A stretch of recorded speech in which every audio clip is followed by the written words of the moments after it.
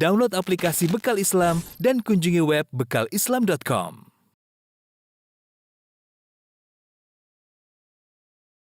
Bismillahirrahmanirrahim. Assalamualaikum warahmatullahi wabarakatuh. Alhamdulillahi ala ihsani wa syukru lahu ala taufiqihi wa amtinani wa asyhadu an la ilaha illallah wahdahu la syarika lahu ta'ziman li sya'ni wa asyhadu anna Muhammadan abduhu wa rasuluhu da'ila ridwanihi. Allahumma salli alaihi wa ala alihi wa ashabihi wa ikhwani. Para pemirsa yang dirahmati Allah Subhanahu wa taala, pada kesempatan kali ini kita akan bahas tentang kisah Nabi yang mulia, Nabi Ismail alaihissalam, Ismail bin Ibrahim alaihissalam. Nabi Ismail alaihissalam, Allah Subhanahu wa taala sebutkan dalam beberapa ayat, di antaranya firman Allah Subhanahu wa taala, "Wadhkur fil kitabi Ismail." Wadhkur fil kitabi Ismail innahu kana sadiqal wa'di wa kana rasulan nabiyya wa kana ya'muru ahlahu bis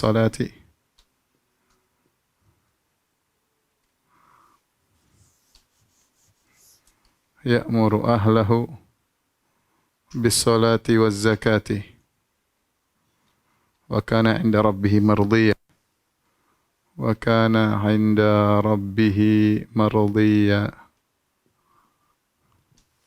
Kata Allah Subhanahu wa taala, wahai Muhammad, sebutkanlah dalam Al-Qur'an kisah Ismail. Ya, ceritakanlah kisah Ismail. Innahu kana shadiqal wa'di. Beliau adalah seorang yang menepati janji. Wa kana rasulan nabiyya.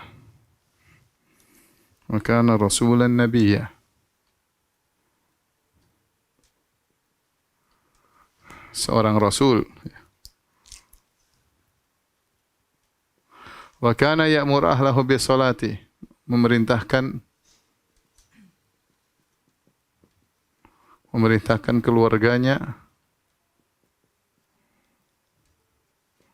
untuk salat dan zakat. Wa kana 'inda rabbih mardiyya, dia diridhai di sisi Rabbnya, disukai oleh di sisi Rabbnya.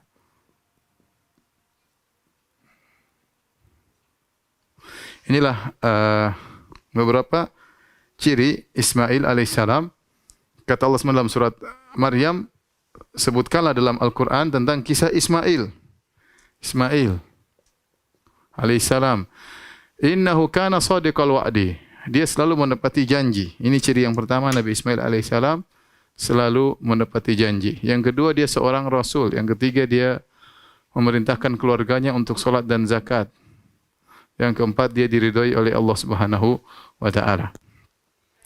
Adapun menepati janji, kata para ulama, ahli tafsir seperti Al-Qurtubi dan yang lainnya, bahwasanya Ismail disebut dengan shadiqal wa'di. Kita tahu semua nabi menepati janji, tetapi Ibrahim ishtahara bidzalik.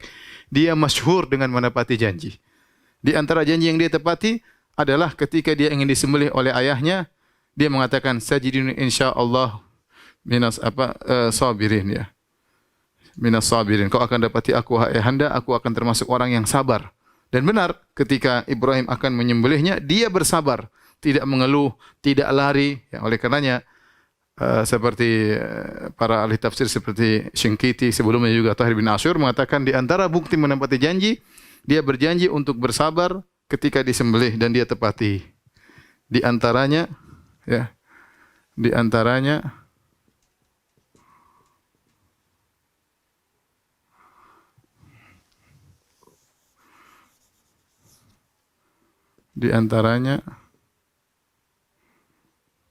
berjanji kepada ayahnya untuk bersabar ketika disembelih.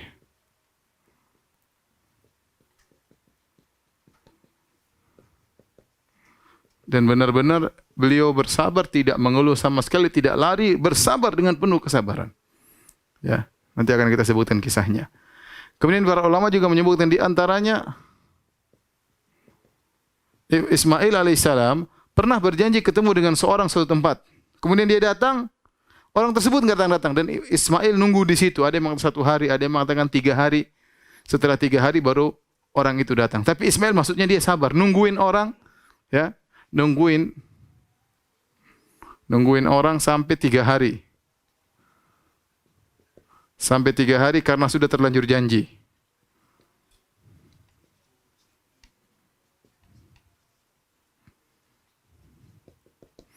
Jadi benar-benar beliau menepati janji. Ya, ini disebut oleh Al-Qurtubi rahimahullah taala dan juga pada tafsir yang lain. Kemudian beliau disebut dengan Rasul. Rasul kepada siapa? Kata para ulama, diutus sebagaimana kata Al-Qurtubi rahimahullah, wa qila ursila ila Jurhum, diutus kepada kabilah Jurhum. Kabilah Jurhum yaitu Arab. Ya, Arab. Kita tahu bahwasanya seluruh nabi diutus kepada kaumnya.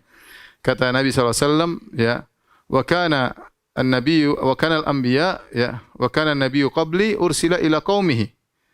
Ya. Wa bu'ithu ila nasi 'ammah. Nabi-nabi sebelumku diutus kepada kaumnya. Adapun aku diutus kepada seluruh umat manusia. Oleh karenanya Ismail diutus kepada siapa? Kata para ulama diutus kepada kabilah Jurhum, Arab. Di mana Ismail tumbuh besar di Jazirah Arab, yaitu di Hijaz, di Mekah. Kemudian wa kana amuru ahlahu bis salati waz zakat. Di antara keistimewaan Ismail, dia perhatian sama keluarganya, menyuruh anak istrinya untuk salat dan zakat. Apa maksudnya zakat di sini? Apa maksudnya zakat? Maka apakah syariat zakat? Dan para ulama mengatakan maksudnya zakat di sini ada 2. Ada yang mengatakan zakat maksudnya adalah sedekah secara umum.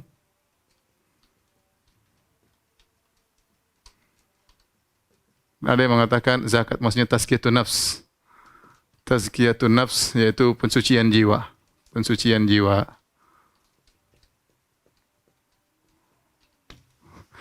Intinya Ismail alaihissalam punya perhatian terhadap keluarganya, ya. Dan ini tentu yang benar seperti itu, yaitu seorang perhatikan setelah dirinya dia perhatikan keluarganya. Seorang tidak boleh egois ingin masuk surga sendiri. Dia harus ajak istrinya, anak-anaknya untuk bisa masuk surga. Dan Ismail alaihissalam memperhatikan betul agar keluarganya salat dan untuk bayar zakat atau untuk sedekah, suruh bersedekah oleh beliau, dan dampaknya wa kana inda rabbih mardiyan. Dia diridhai oleh Allah Subhanahu wa taala karena selalu melakukan hal yang mendatangkan keridhaan Allah, maka dia pun diridhai, ya. Al jaza' min jinsil amal, ya. Balasan sesuai dengan perbuatan. Ya. Beliau selalu melakukan hal yang membuat keridhaan Allah, maka dia pun diridhai oleh Allah Subhanahu wa taala. Ada sisi kelima keistimewaan Ismail, di antaranya yang kelima, yaitu apa? Dalam ayat yang lain, beliau bersama ayahnya Ibrahim yang membangun Ka'bah. Kata Allah Subhanahu wa taala, wa idh yarfa'u Ibrahimul qawaida minal baiti wa Ismailu rabbana taqabbal minna innaka antas samiul alim. Ya, dalam surat Al-Baqarah Allah mengatakan wa idh yarfa'u Ibrahim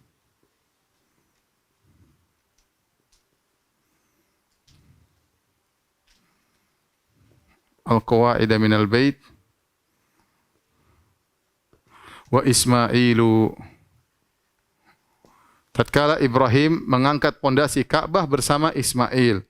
Ya, jadi Ismail dan Ibrahim lah yang membangun Ka'bah. Ini di antara keistimewaan Ibrahim alaihissalam, ada 5 yang Allah sebutkan dalam Al-Qur'an.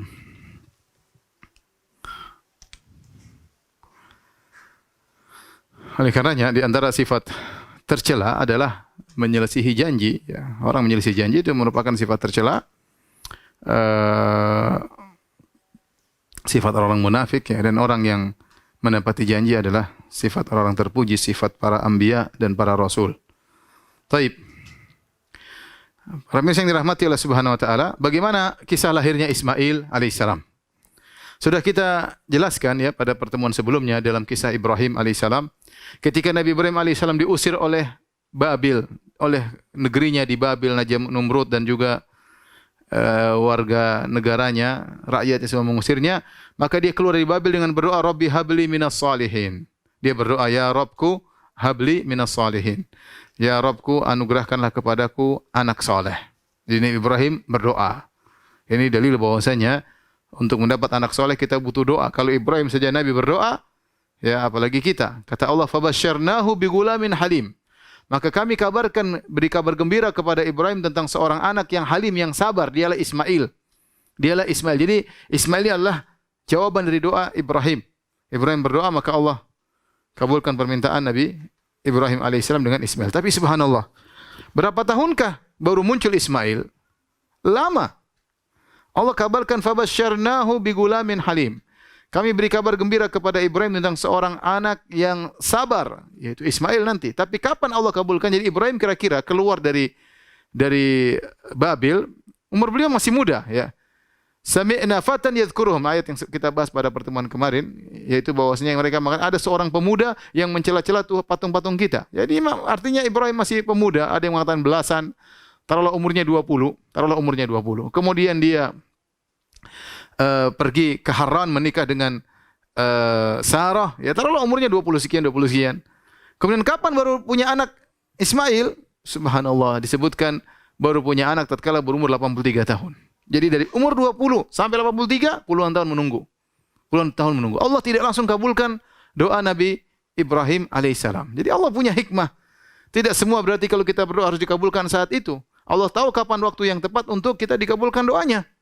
Lihatlah Ibrahim alaihissalam berdoa umur 20-an, baru dikasih anak 60 tahun berikutnya. Bayangkan. 60 tahun berikutnya baru dikasih anak, baru dikabulkan. Ya. Lihatlah Yakub alaihissalam. Ketika Yusuf alaihissalam hilang, dibuang oleh kakak-kakaknya, dia berdoa.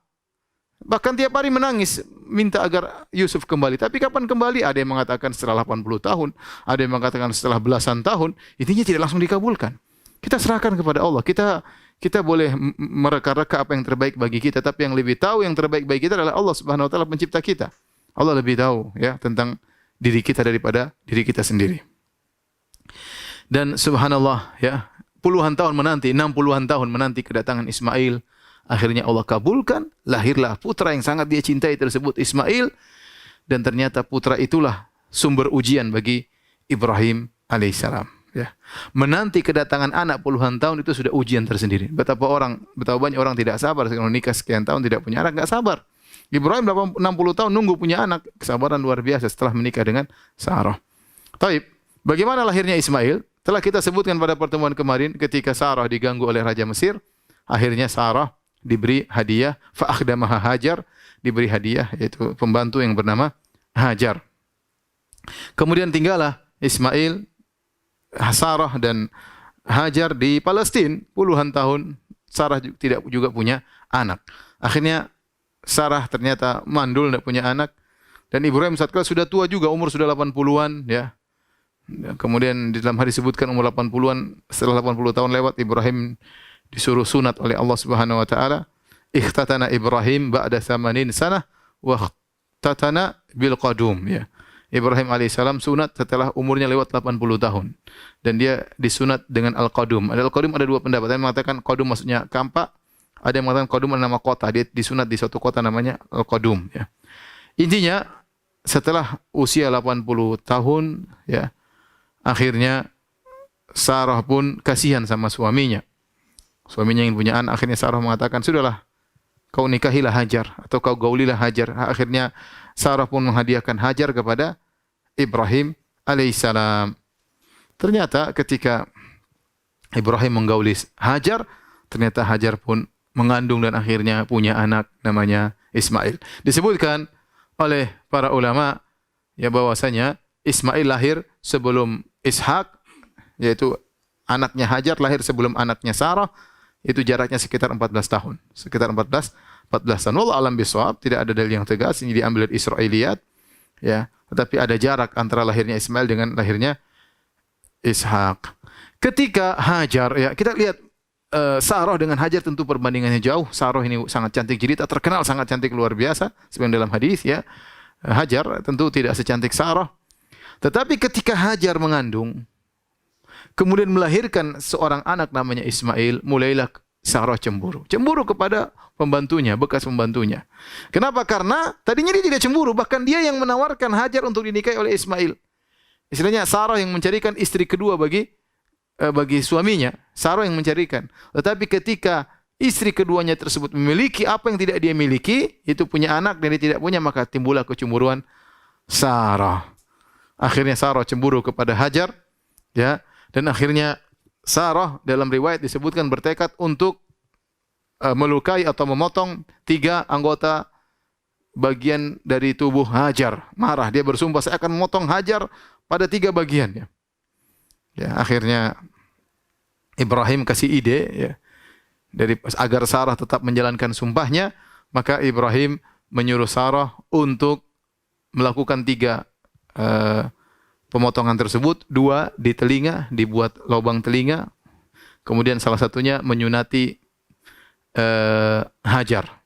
Jadi Sarah melakukannya 2 di lubang, 2 telinga dilubangi dan kemudian menyunati sunat kepada Hajar, ya.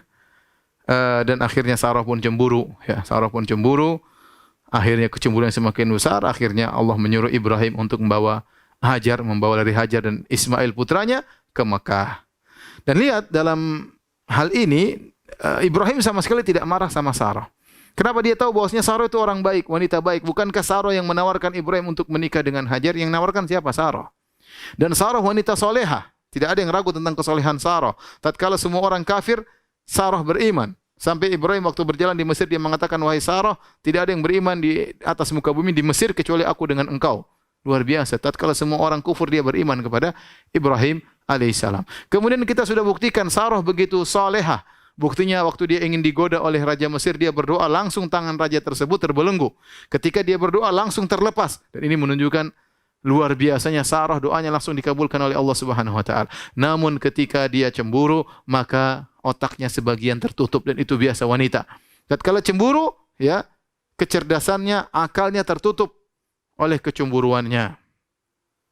Oleh karenanya, ini juga dialami oleh Aisyah radhiyallahu taala anha. Tatkala Rasulullah SAW sedang di rumah Aisyah radhiyallahu taala anha, tiba-tiba ada banyak tamu, tiba-tiba ada istri yang lain dari istri Nabi itu madunya mengirim makanan. Maka Aisyah pun cemburu, maka dia pun memukul tangan pembantu yang membawa makanan dari madunya, maka makanan tersebut yang di atas piring jatuh, piringnya pecah, makanan berhamburan. Ketika Nabi melihat makanan berhamburan, Nabi pun mengumpulkan makanan tersebut dengan piring yang baru dari milik Aisyah. Kemudian Nabi berkata, gharat ummukum, ibunda kalian sedang cemburu. Ibunda kalian sedang cemburu. Maksudnya Nabi mengingatkan kepada para sahabat, jangan kalian mencela istriku, yaitu istriku Aisyah adalah ibunda kalian. Dia melakukan kesalahan ini kenapa? Karena dia cemburu. Karena dia cemburu. Bahkan dalam sebagian ulama berpendapat, Rasulullah berkata, gharat ummukum, artinya ibunda kalian Sarah juga dulu cemburu. Sebagaimana Aisyah sekarang cemburu. Sebagaimana kalian tidak mencela Sarah dahulu ketika cemburu ibunda kalian Sarah cemburu, maka demikian juga jangan cela Aisyah karena dia melakukan kesalahan karena kecemburuan. Ibnu Hajar rahimahullah tatkala mengomentari hadis ini, gharat ummukum, ibunda kalian sedang cemburu, dia mengatakan fihi isyaratun ila adami muakhadhatil ghaira bima yasduru minha li'annaha fi tilkal hala yakunu aqluha mahjuban bi syiddatil ghadab alladhi atharathu al ghairah. Ya, kata Ibnu Hajar, hadis ini menunjukkan tidak boleh kita menghukum wanita yang sedang cemburu kalau dia melakukan suatu kesalahan. Karena ketika dia sedang cemburu, akalnya ditutupi dengan kerasnya kecemburuannya, ya, sehingga akalnya tertutup, ya.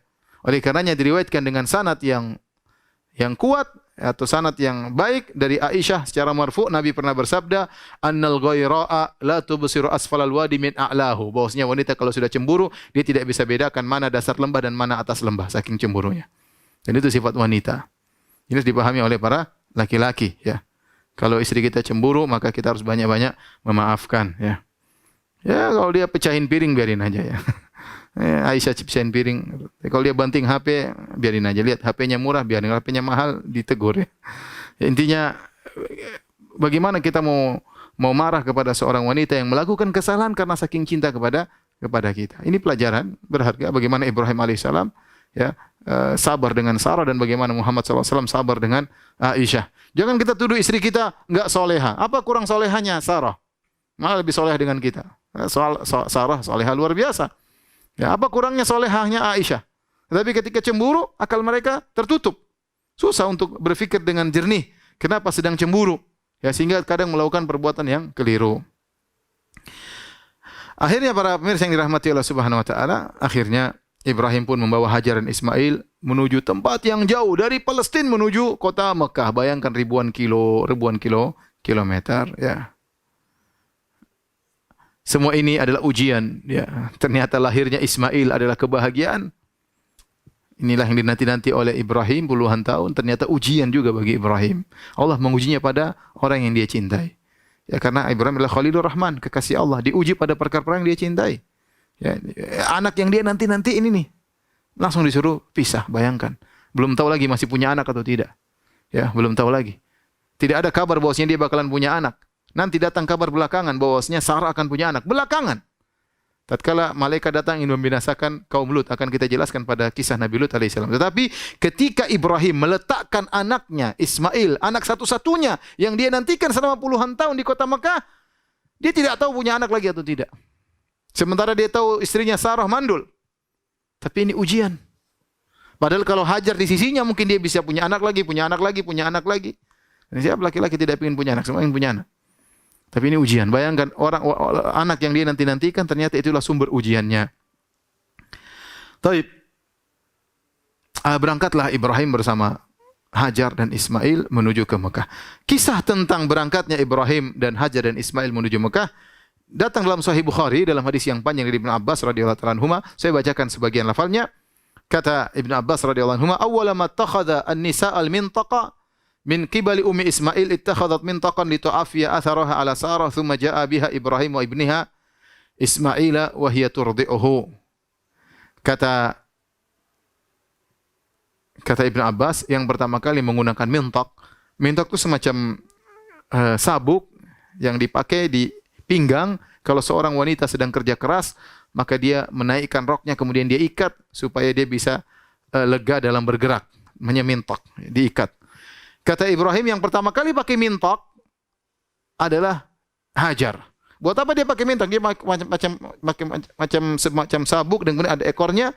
Buat apa? Itu kain panjang di belakangnya untuk menutup bekas kakinya karena dia sedang dikejar oleh Sarah. Bayangkan. Dikejar oleh Sarah maka dia memakai mintak supaya bekasnya tidak terlihat oleh Sarah.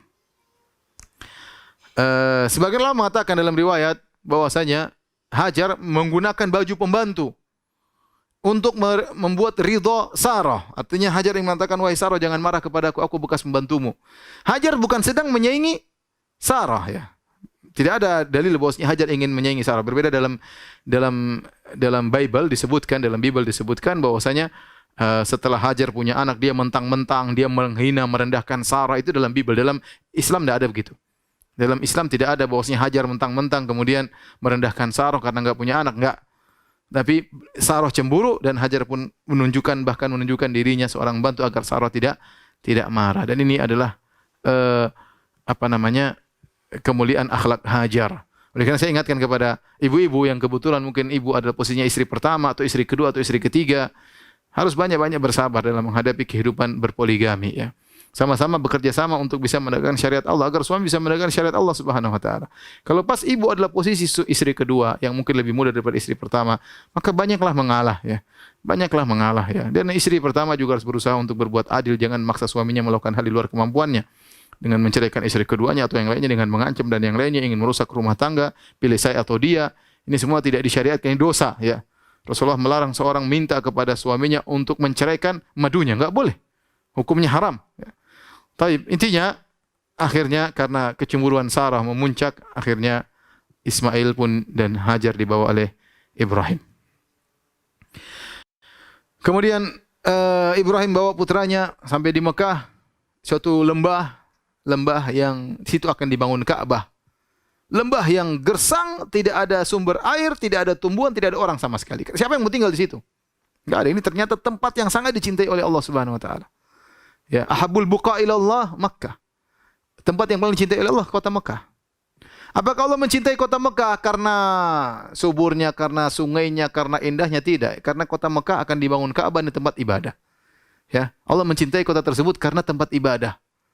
Maka kita harus tahu bahwasanya ukuran kecintaan Allah bukan karena kegantengan kita, karena bagusnya baju kita, bukan, tapi karena iman kita. Ya, kalau ukuran yang dicintai oleh Allah adalah keindahan, Indonesia lebih indah, jauh lebih indah daripada Mekah. Mekah ada apa? Enggak gunung-gunung, Dok. Gunung-gunung. Belakangan baru muncul minyak. Dulu gunung-gunung, siapa yang mau tinggal di sana? Ya, gunung-gunung, bukit-bukit, kemudian lembah, enggak ada apa-apa, ya. Tapi Allah mencintai kota Mekah. Kenapa? Karena di situ akan dibangun Ka'bah, Baitullah. Akan disembah Allah di situ. Orang akan tawaf di situ, ya. Taib, ya. Ketika Nabi Ibrahim meletakkan putranya di tempat yang gersang, Nabi Ibrahim berdoa, Inni askantu min dzurriyyati biwadin ghairi dzi zar'in 'inda baitikal muharram. Rabbana liyuqimus shalah. Ya Rabbku, sungguhnya aku meletakkan sebagian anakku di suatu lembah yang tidak ada tumbuhan, tidak ada tanaman di sisi tempatmu untuk membangun Ka'bah, yaitu di dekat Ka'bah. Ya.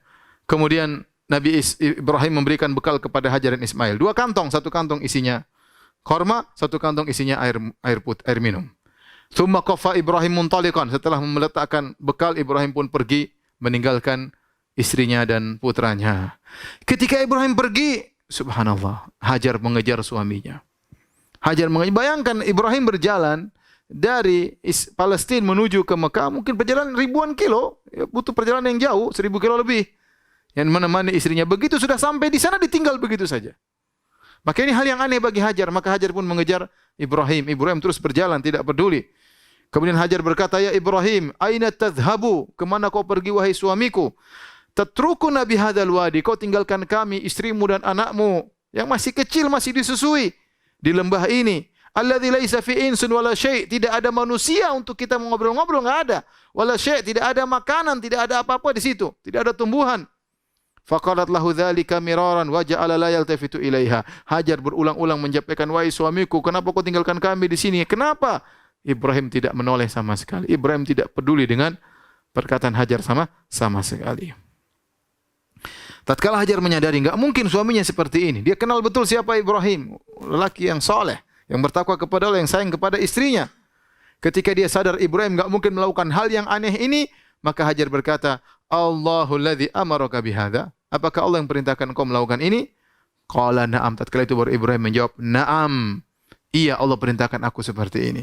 Qalat, Hajar berkata, idzan la yudayyi'una. Kalau begitu Allah tidak akan mentelantarkan kami. Summa raja'at. Kemudian dia pun balik ngurusi anaknya. Ibrahim jalan terus sampai ketiga tiba di suatu saniyah, tempat yang agak tinggi. Haitsu la yarawnahu. Tatkala anak istrinya sudah tidak lihat dia lagi, maka dia balik badannya menghadap Ka'bah, menghadap areal akan dibangun Ka'bah. Dia ingin mendoakan anak dia, hatinya hancur Ibrahim, hatinya sedih, tapi dia ini perintah Allah, mau diapain? Ujian berat meninggalkan istri sama anak di tempat yang seperti itu, anak yang dia nanti-nanti. Maka Ibrahim begitu sampai di tempat yang agak tinggi, sudah tidak dilihat oleh Hajar dan Hajar tidak melihat dia lagi. Khawatir kalau Hajar lihat dia balik, maka akan dipanggil lagi. Maka dia pun balik menghadap ke arah Ka'bah, mengangkat kedua tangannya. Kemudian dia berdoa dengan doa yang panjang yang Allah sebut dalam surat Ibrahim. Wa idz qala Ibrahim rabbi ja'al hadzal balada amina wa junubni wa bani an na'budal asnam. Tatkala Ibrahim berdoa, Ya Rabbku, jadikanlah negeri ini negeri yang aman, kota Mekah jadi kota yang aman. Dan jauhkanlah aku dan anak-anak keturunanku dari penyembahan berhala. Rabbi innahunna adlalna katsiran minan nas. Ya Rabbku, sungguhnya patung-patung tersebut banyak menyesatkan manusia. Faman tabi'ani fa innahu minni. Barang siapa mengikuti aku, dia bagian dariku. Wa man asani fa innaka ghafurur rahim. Kata Ibrahim, barang siapa bermaksiat kepadaku, sungguhnya engkau Maha Pengampun lagi Maha Penyayang. Ibrahim luar biasa hatinya, sangat lembut. Dia mengatakan, Ya Allah, kalau ada orang bermaksiat denganku, engkau Maha Pengampun, engkau Maha Penyayang. Dia tidak mengatakan ada yang bermaksiat kepadaku, binasakan dia ya Allah. Tidak, Ibrahim tidak demikian. Ya, lembut hati Ibrahim alaihissalam. Kemudian dia berdoa lagi, Rabbana inni askantu min dzurriyyati biwadin ghairi dzi zar'in inda baitikal muharram. Rabbana liyuqimus shalah faj'al afidatan minan nasi tahwi ilaihim warzuqhum minats thamarati la'allahum yashkurun. Dia berdoa, ya Rabbku, sungguhnya aku meletakkan anakku di suatu lembah yang tidak ada ya apa-apa, tidak ada tumbuhan sama sekali. Untuk apa? Agar anak-anakku menegakkan salat.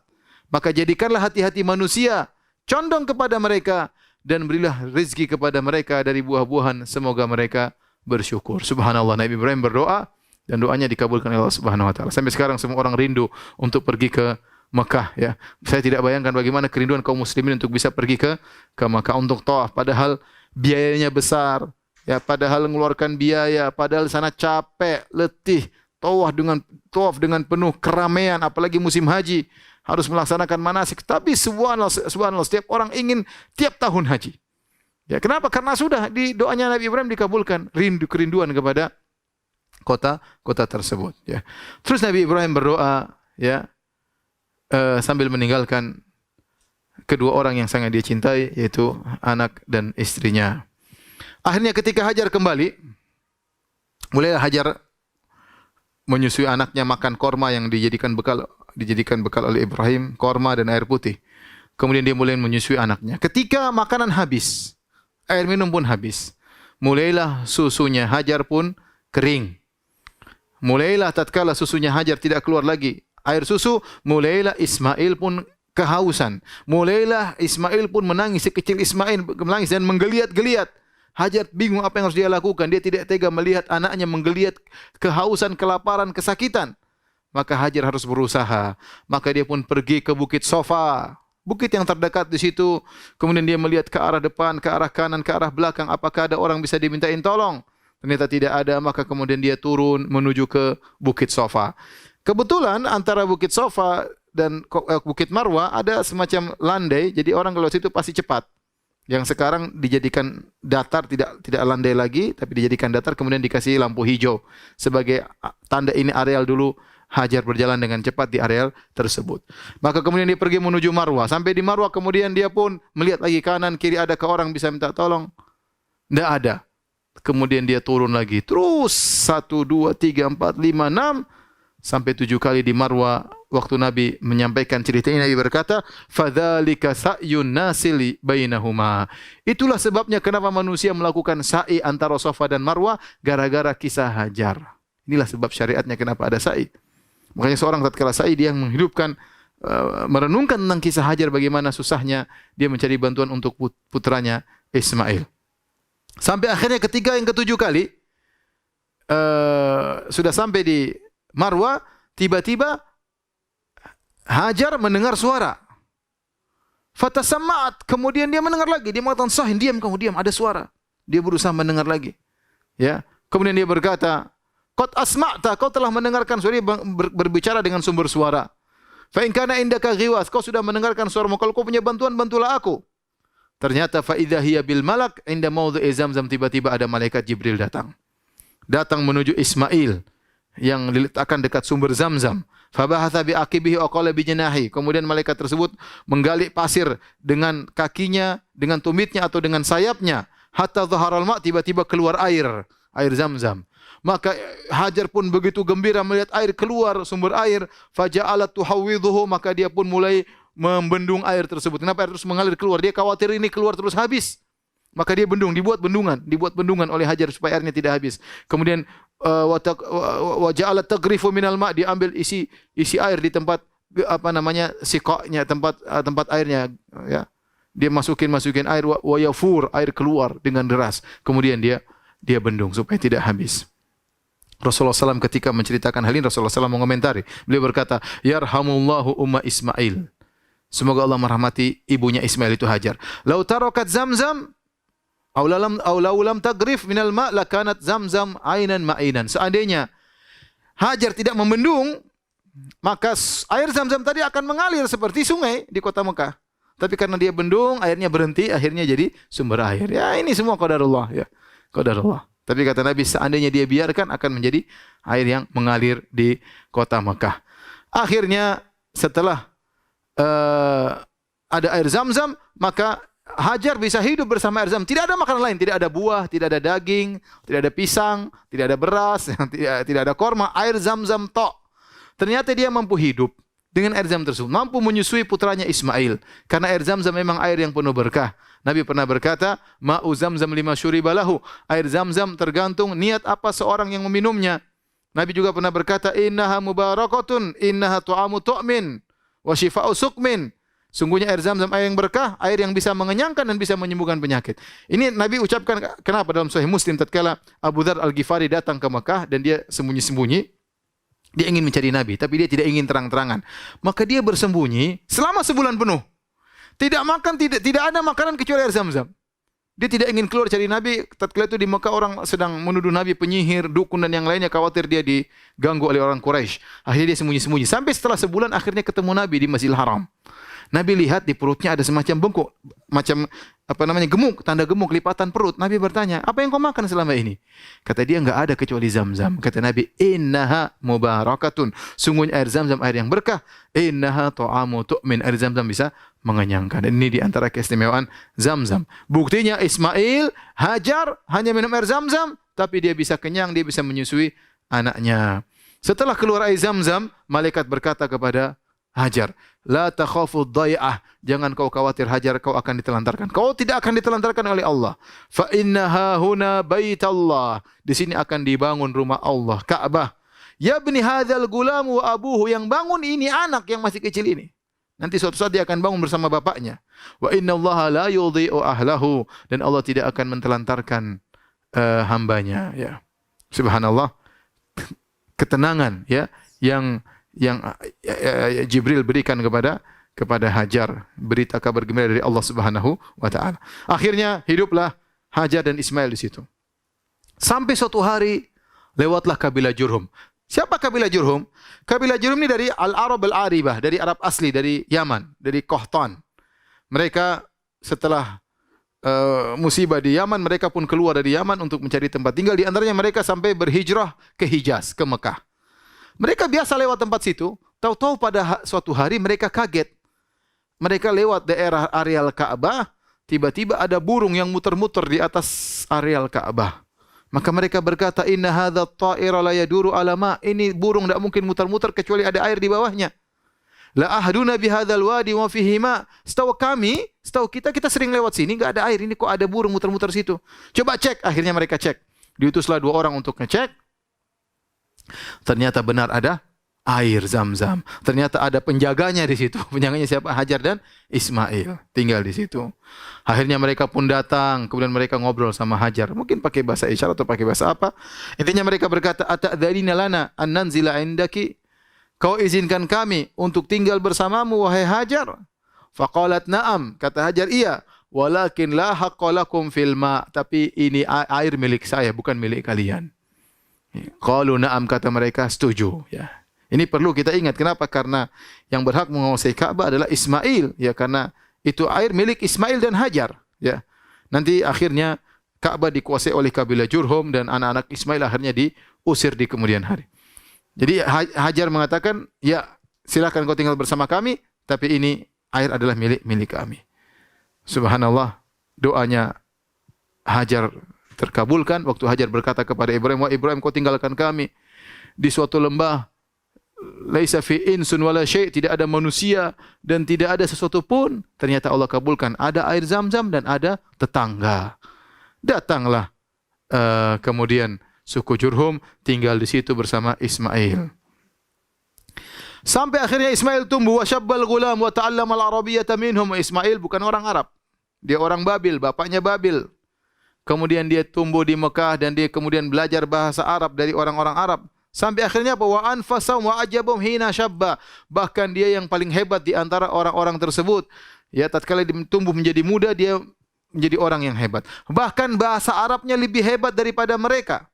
Dalam satu hadis Rasulullah SAW bersabda, "Awwalu man fataqallahu lisanahu bil arabiyyatil mubina Ismail." Orang yang pertama kali Allah buka lisannya untuk bisa berbicara dengan Arab yang baik adalah Ismail. Jadi Ismail dia bukan orang Arab. Tetapi ketika dia tumbuh di tengah-tengah orang Arab dan Allah ajarkan bahasa Arab kepada Ismail, jalil yang paling fasih daripada orang-orang Arab tersebut. Maka akhirnya Ismail tumbuh di sana bersama suku Jurhum, suku Arab asli. Akhirnya dia pun meninggal, ya, dengan salah seorang wanita dari kabilah Jurhum.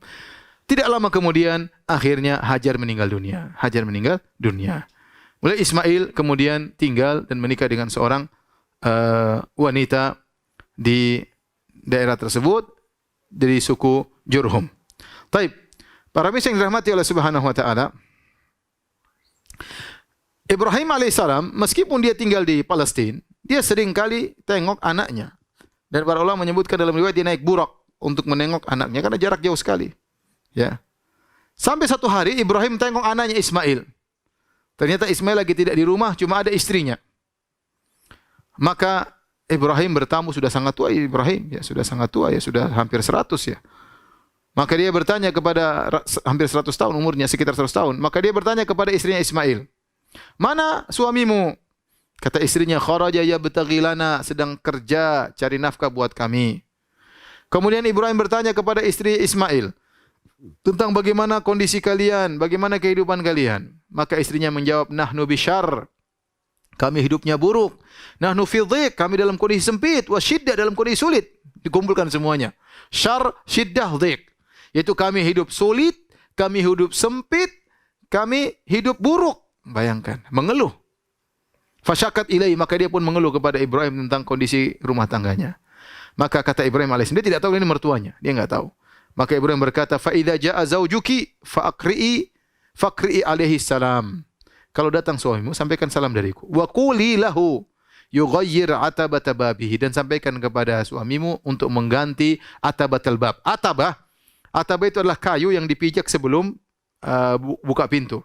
Ya, jadi bukan galang pintu, bukan daun pintu. Sebagian orang salah menerjemahkan atabah. Atabah itu semacam kayu. Jadi orang kalau masuk pintu ada kayu yang dia pijak dulu, baru kemudian kayu model zaman dulu ada kayu, baru kemudian buka pintu, namanya atabah. Kenapa dikatakan atabah seperti wanita? Karena sama-sama mautu'ah. Ini bahasa Arab. Intinya akhirnya dia mengatakan, kalau suami datang, sampaikan untuk merubah pijakan pintunya. Falamma jaa Ismail, tatkala Ismail datang, seakan-akan dia merasakan ada sesuatu. Dia mengatakan, "Hal ja'akum min ahad?" Apakah ada orang datang tadi? Qalat, "Na'am, ada." "Na'am, ja'ana syaikhun kadza wa kadza." Datang seorang yang sudah tua, ciri-cirinya begini-begini. "Fasa'alana anka fa akhbartu." Dan dia tadi bertanya tentang dirimu, maka aku kabarkan tentang engkau. "Wa sa'alani kaifa aishuna." Dan dia bertanya bagaimana tentang kehidupan kita. Fa akhbartuhu, maka aku kabarkan bahwasanya kita dalam kondisi berat, dalam kondisi sulit, dalam kondisi sempit. Ismail bertanya, "Fahal awsaqi bi syai'in?" Apakah orang tua itu berwasiat sesuatu kepada engkau? Qalat, "Na'am, iya." "Amarani an aqra alaika salam." Dia katakan agar menyampaikan salamnya untukmu. "Wa yaqul ghayyir atabata babik." Dan dia menyuruh engkau mengganti pijakan pintumu. Maka Ismail berkata, "Dzaka abi." Itu orang tua yang datang adalah bapakmu, adalah bapakku. Waqad amarani an ufariqaki, dan dia telah memerintahkan aku untuk menceraikan engkau. Ilhaqi bi ahliki fatallaqaha. Kata Ismail, pulanglah ke rumah orang tuamu, maka akhirnya diceraikan oleh Ismail alaihissalam. Timbul pertanyaan, kalau ada bapak kita bilang, "Nak, ceraikan istrimu," boleh enggak? Kalau ada orang tua kita, bapak kita bilang, "Nak, ceraikan istrimu," boleh enggak? Ada dalilnya. Boleh. Ismail menceraikan anaknya gara-gara disuruh apa? Ibrahim alaihissalam. Ya. Demikian juga Umar bin Khattab pernah menyuruh putranya Ibnu Umar untuk menceraikan istrinya. Dia nurut sama bapaknya. Nah, kalau kita bagaimana? Bapak kita suruh kita menceraikan istri kita. Ya. Kata para ulama, hal ini pernah ditanya kepada Imam Ahmad. Bagi Imam Ahmad, kalau orang tua kita menyuruh kita menceraikan istri kita. Taib adzan, habis adzan kita lanjutkan insyaAllah ta'ala. Baik, para pemirsa yang dirahmati Allah Subhanahu wa taala, bagaimana kalau orang tua kita menyuruh kita untuk menceraikan istri kita, ya? Ibrahim menyuruh Ismail menceraikan istrinya, Ismail lakukan. Umar bin Khattab menyuruh putranya Abdullah bin Umar menceraikan istrinya, maka dia pun nurut. Bagaimana ayah kita? Imam Ahmad pernah ditanya tentang hal ini, kata Imam Ahmad, "Lihat bagaimana ayahmu. Kalau memang ayahmu seorang alim yang berilmu, kemudian menyuruh untuk menceraikan istri karena ilmu, maka patuhlah. Tapi kalau orang tuamu ternyata bukan orang berilmu, ya bukan karena dasar syar'i, maka tidak perlu nurut kepada orang tua." Akhirnya Ismail menceraikan wanita tersebut. Setelah itu dia menikah dengan wanita yang lain. Hajar sudah meninggal dunia, ya. Ibunya sudah meninggal dunia. Kemudian dia menikah lagi dengan wanita dari kabilah Jurhum yang lain. Maka tidak lama setelah menikah, Ibrahim datang lagi nengok. Ketemu lagi ke rumah istri Ismail, ternyata suaminya lagi tidak di rumah. Maka Ibrahim bertanya kepada istrinya, "Kemana Ismail?" Kata istrinya, "Kharaja yabtaghi lana," sedang mencari nafkah, sedang berburu. "Kaifa antum?" Bagaimana kondisi kalian? Ibrahim bertanya tentang kondisi kehidupannya. Maka wanita ini berkata apa? "Nahnu bi khairin wa sa'atin." Kami dalam kondisi lapang, kami dalam kondisi baik. Bayangkan kondisinya sama. Tapi istri kedua ini pandai bersyukur. Dia mengatakan, "Nahnu bi khair," kami dalam kondisi baik. "Nahnu bi sa'ah," kami dalam kondisi lapang. Yang awal tadi bilang apa? Sempit, syar, dhiq, ya. Syiddah, sempit, sulit, ya, berat. Ya. Yang ini enggak, kami dalam kondisi lapang, dalam kondisi baik. Kemudian dia memuji Allah Subhanahu wa taala. Bayangkan. Ya, kadang sebenarnya sama, sikap wanita beda-beda. Ada yang pandai bersyukur, ada yang pandai memaki. Ya. Faqala ma ta'amukum, maka Ibrahim bertanya, apa yang kalian makan? Qalatil laham, kami makan daging. Qala fama syarabukum, apa yang kalian minum? Qalatil ma, air putih, enggak ada beras, ya, enggak ada jagung, enggak ada korma, cuma ada daging sama air. Qala Allahumma barik lahum fil lahmi wal ma. Nabi Ibrahim berdoa, ya Allah, berkahilah mereka pada daging dan air. Nabi SAW mengomentari, walam yakun lahum yauma idzin habbun, tidak ada biji-bijian tatkala itu di Mekah. Walau kana lahum da'a lahum fi, kalau seandainya ada biji-bijian di situ, Nabi Ibrahim akan doakan supaya berkah. Subhanallah, kebetulan di Ismail enggak ada beras. Seandainya Ismail makan beras, didoain oleh Ibrahim, maka beras akan banyak di kota Mekah. Tapi enggak ada, cuma ada daging sama air putih, itu yang didoakan. Fahuma la yakhlu alaihi ma'ahadun bi ghairi Makkah illa lam yuwafiqahu. Dan subhanallah, di Mekah kalau cuma makan daging dan air saja tidak mengapa, perut tidak sakit. Di tempat lain orang kalau cuma makan daging dan air saja bisa mengalami sakit.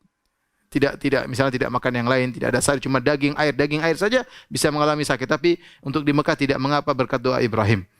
Kemudian Ibrahim berkata, fa idza jaa zaujuki faqri'i alaihi salam. Kalau datang suamimu sampaikanlah salam dariku.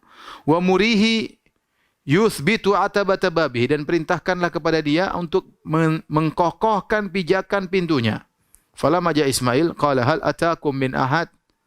Tatkala Ismail datang, Ismail bertanya kepada istrinya, hal ataakum min ahad, apakah telah datang kepada kalian seseorang? Perhatikan sini. Ismail mengatakan hal ataakum, padahal istrinya cuma satu. Ini boleh seorang mengatakan kepada seorang wanita antum, enggak ada masalah, ya. Hal ataakum. Ismail tidak berkata hal ataki. Jadi kita bilang kepada seorang, kita bilang assalamualaikum boleh, assalamualaikum boleh. Wanita assalamualaikum boleh. Ya, wanita saja kita boleh bilang antum, apalagi sesama orang. Misalnya kita bilang antum gimana, ya. Anta boleh, antum juga boleh, enggak ada masalah. Dalam bahasa Arab itu lapang. Jadi antum bilang antum itu salah, harusnya anta. Enggak, ini boleh dalam bahasa Arab. Antum penghormatan, kita bilang gimana kabar antum meskipun dia sendiri. Ya, kita boleh anta, boleh antum, enggak ada masalah. Ini boleh dalam bahasa Arab. Hal ataakum min ahad, apakah datang kepada engkau seseorang? Qalat na'am, iya ada. Atana syekhun hasanul hay'ah. Bayangkan dia orang yang mulutnya baik, suka husnudzon. Istri ini waktu ditanya, tadi datang seorang laki-laki, Masya Allah baik penampilannya. Beda dengan istri yang pertama, ada orang tua datang tadi, titik. Ini enggak. Atana syekhun hasanul hay'ah, datang seorang penampilan sudah tua, penampilannya bagus, wa asnat alaihi, dipuji lelaki tersebut. Ya, orang tergantung cara pandang. Istri pertama pandangannya buruk, istri kedua enggak. Pandangannya baik, menghormati orang lain, suka bersyukur. Fasa'alani anka fa akhbartu. Dia bertanya kepadaku tentang engkau wahai suamiku. Fasa'alani kaifa aishuna, dan dia bertanya kepada kita tentang bagaimana kepadaku tentang kehidupan kita. Maka aku jawab bahwasanya kita dalam kondisi baik. Fa'ausaki bi syai', apakah orang tua itu mewasiatkan sesuatu kepadamu? Qalat na'am, iya. Huwa yaqra'u 'alaika salam, dia menyampaikan salam kepadamu, wa ya'muruka an tuthbita atabata babik, dan dia menyuruhmu untuk mengkokohkan pijakan pintumu. Qala dzaka abi, kata Ismail, itu adalah ayahku. Wa antil atabah, dan engkau adalah pijakan kakiku, pijakan pintu. Wa amaroni an umsikaki, dan dia memerintahkan aku untuk mempertahankan engkau. Akhirnya Ismail berlanjut pernikahannya dengan wanita ini, dan lahirlah anak-anak, yang anak-anak Ismail tersebut disebut dengan al-Arab al-Musta'ribah. Ini sudah pernah kita singgung, Arab campuran. Ini sudah kita singgung ketika kajian tentang Nabi Hud. Jadi Arab, ya, ada 3 Arab: al-Arab al-Ba'idah,